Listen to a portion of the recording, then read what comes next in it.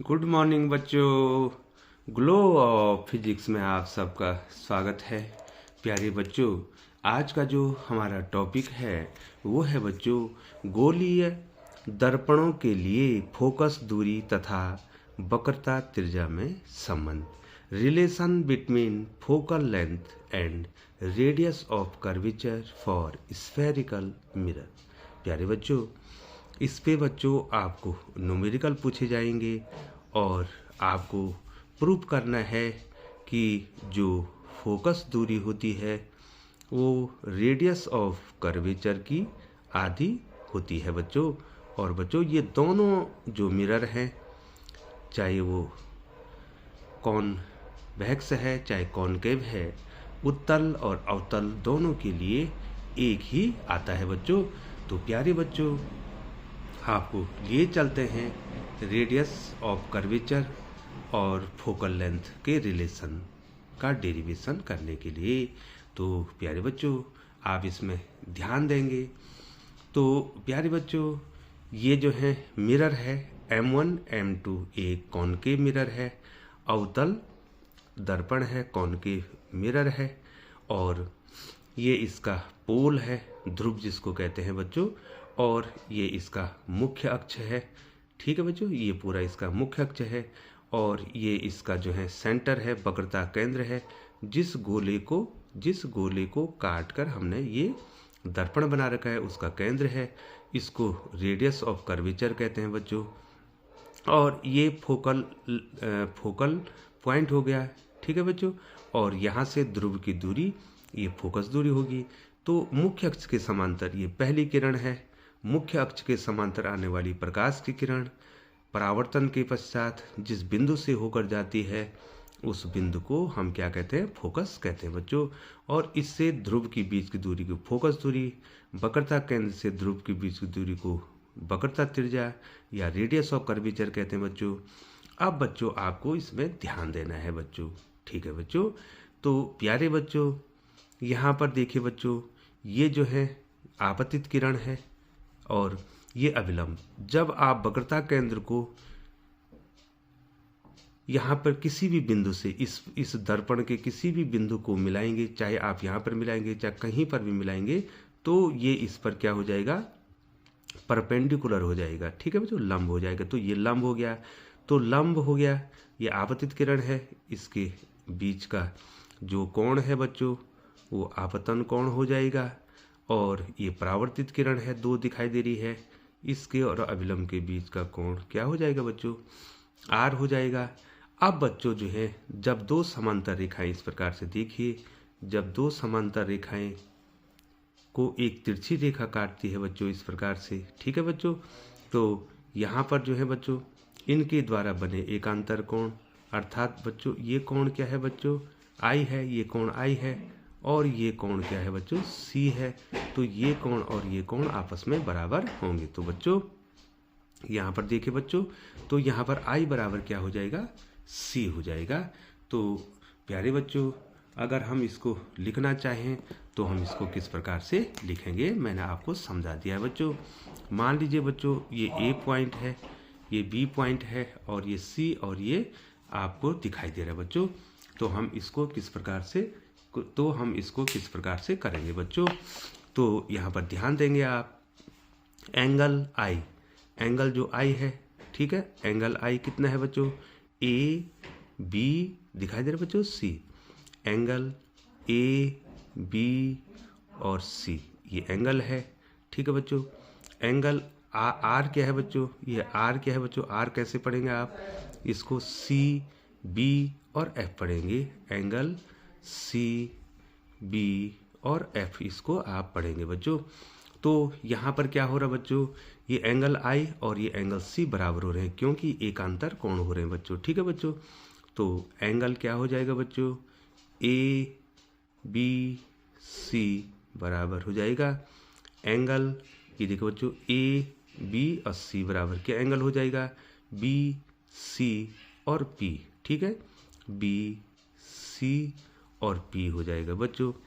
ठीक है बच्चों, और चूंकि बच्चों I और R क्या होते हैं? परावर्तन के नियम से आई और आर आपस में क्या होते हैं, बराबर होते हैं बच्चों। तो आई और आर बराबर होगी तो आई क्या एंगल है बच्चों, आई क्या एंगल है, आई का नाम बोलिए बच्चों, ए बी और सी। एंगल ए बी सी बराबर एंगल ये क्या हो जाएगा, सी बी और एफ, एफ हो जाएगा, सी बी और एफ हो जाएगा बच्चों।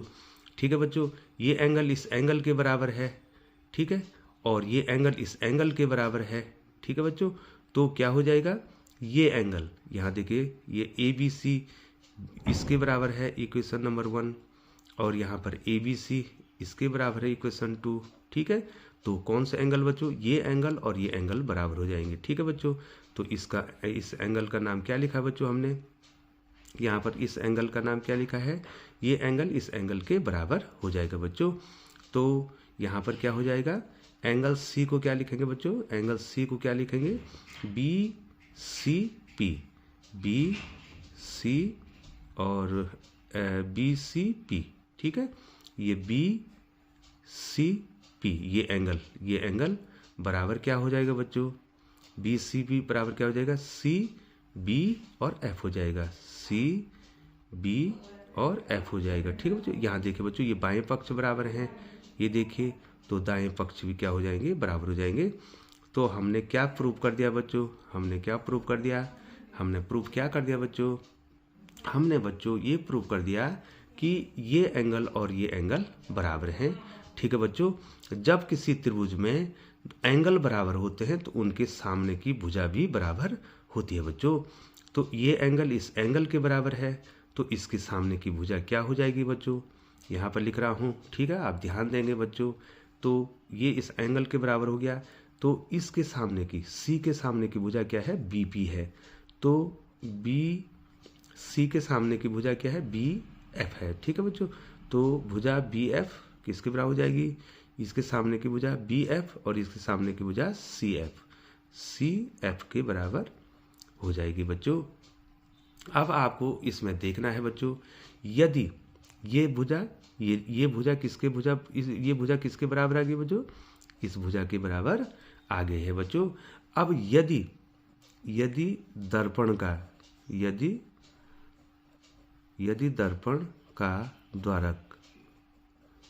दर्पण का द्वारक, ठीक है बच्चों, जिसको क्या कहते हैं, एपर्चर कहते हैं तो इंग्लिश में, APERTURE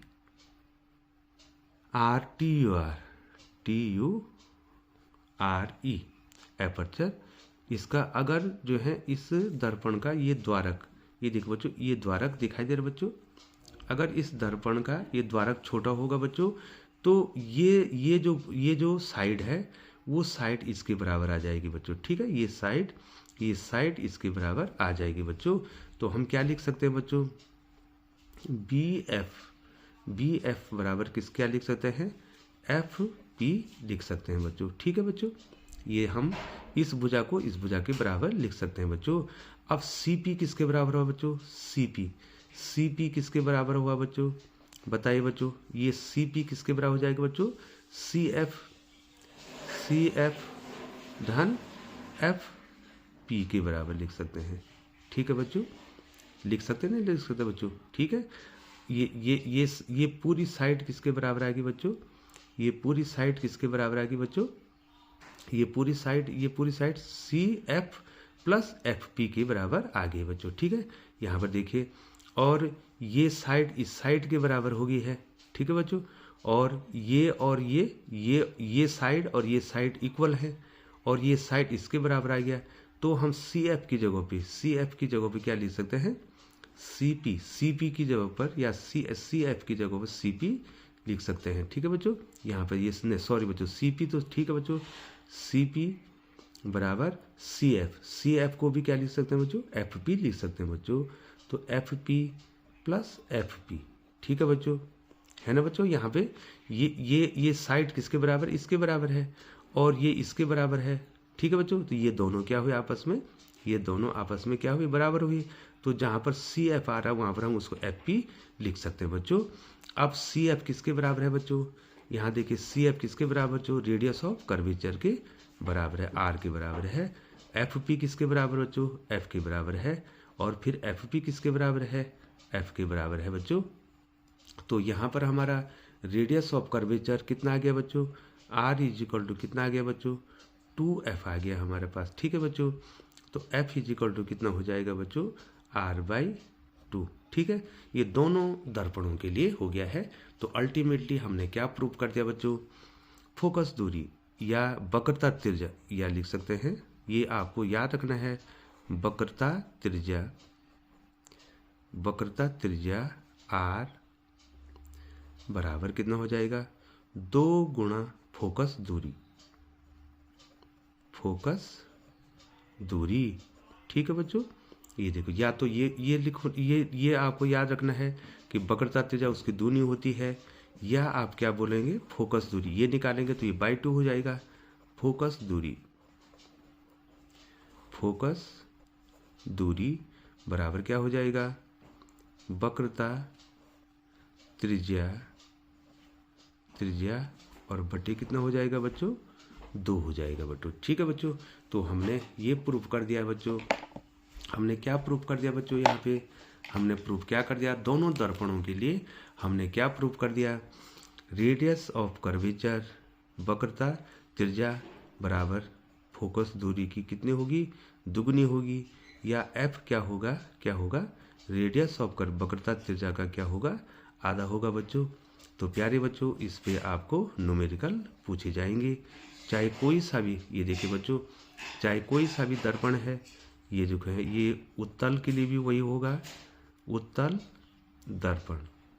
दर्पण के लिए भी यही फॉर्मूला आना है बच्चों, और अवतल दर्पण के लिए भी, कॉन्वेक्स और कॉनकेव, अवतल दर्पण के लिए भी यही फॉर्मूला आपका यूज होना है बच्चों।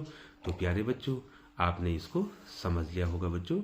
एक बार फिर आपको बता दें, एक बार सरसरी निगाह से बता दें बच्चों, ये अवतल दर्पण है, M1 M2 अवतल दर्पण है, ये CP उसका मुख्य अक्ष है, ये P उसका ध्रुव है, F फोकस है, C वक्रता त्रिज्या है, मुख्य अक्ष के समांतर आने वाली प्रकाश की किरण 1, ये जो है परावर्तन के पश्चात जो 2 है वो जहाँ से जाएगी उसको फोकस कहेंगे, और जो है हम वक्रता केंद्र से B बिंदु को मिला देंगे तो ये इस पर लंब हो जाएगा, तो ये आपतन कोण हो जाएगा, ये परावर्तन कोण हो जाएगा, ये आपस में बराबर होते हैं। अब जो है 2 समांतर रेखाओं को एक तिरछी रेखा काट रही है, तो ये R और ये C बराबर होंगे।